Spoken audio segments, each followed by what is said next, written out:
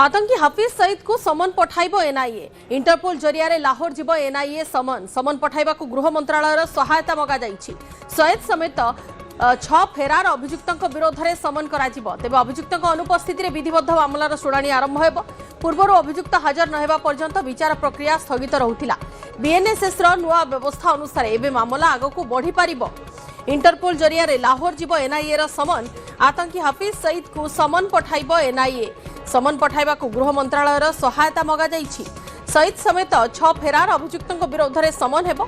अभियुक्तों अनुपस्थित विधिबद्ध मामलार शुणाणी आरंभ हो। पूर्व अभियुक्त हाजर नहेबा पर्यंत विचार प्रक्रिया स्थगित रहुथिला। हेले एबे बीएनएसएस नुआ व्यवस्था अनुसार मामला आगकू बढ़ी पारिबो। सहयोगी अश्विनी अच्छा समस्त फोन लाइन सविशेष सूचना अश्विनी अधिक तथ्य एने बुझा चाहबू केमिति कौन वर्तमान व्यवस्था करा जाउछि जहाद्वारा आउ विचार प्रक्रिया स्थगित रहिबा नाही विचार त्वरित करा जाई परिबो।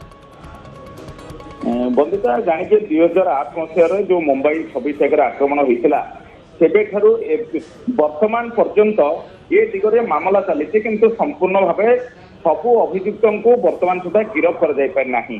सेतेबेले जो 10 जन आतंकवादी भारत में प्रवेश करथिले 9 जन सुरक्षाकर्मी गुली निहत होइतिले किंतु जीवन तो धरा पड़ते कथा जो आतंकवादी को 2000 जो न्यायिक प्रक्रिया रे जो विचार करागला 2012 मसीह फांसी दि जाइथिला किंतु यह पर ठारू ये मामला रे आहुरी 35 जन ना रे मामला गड़ुची जो मुख्य तालिका भितर रही हाफिज सईद जे लश्कर तोयबार निजे प्रतिष्ठाता एवं मुख्य कहले भूलबनी आउ जन होचन जाकिर रहमान लक्ष्मी एमिति 35 जन कुख्यात आतंकवादी एबे भी पाकिस्तान रे अछंती जो माने मुंबई आक्रमण सहित संपृक्त।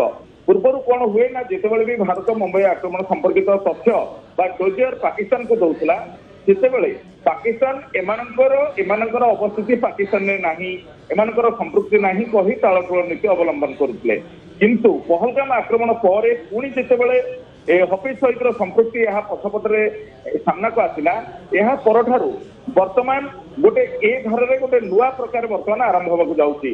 वर्तमान सीधा सड़क वैदेशिक मंत्रालय जरिया गृह मंत्रालय जरिया वर्तमान मामला रुजु करा एवं कोर्ट रे पहुंचवा समन पठाଯିवार वर्तमान व्यवस्था करा अर्थात एथर जदि से हाजर न होउचंती जदि वर्तमान हाजर न हेबे ताले मामला रे सीधा सड़क समस्त अभियुक्त माने दोष संपूर्ण भाव दोषी करा जाई परिबो।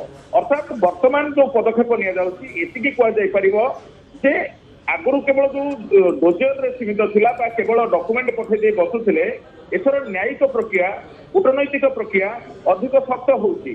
अंतर्राष्ट्रीय स्तर में भारत पाकिस्तान को घेरिबा पाई ये जो वर्तमान पदक्षेप आहरी बलिष्ठ हम एवं पाकिस्तान एथर यह टालटोल नीति ग्रहण करने आईन अदालत स्तर में टिके कष्टकर हो।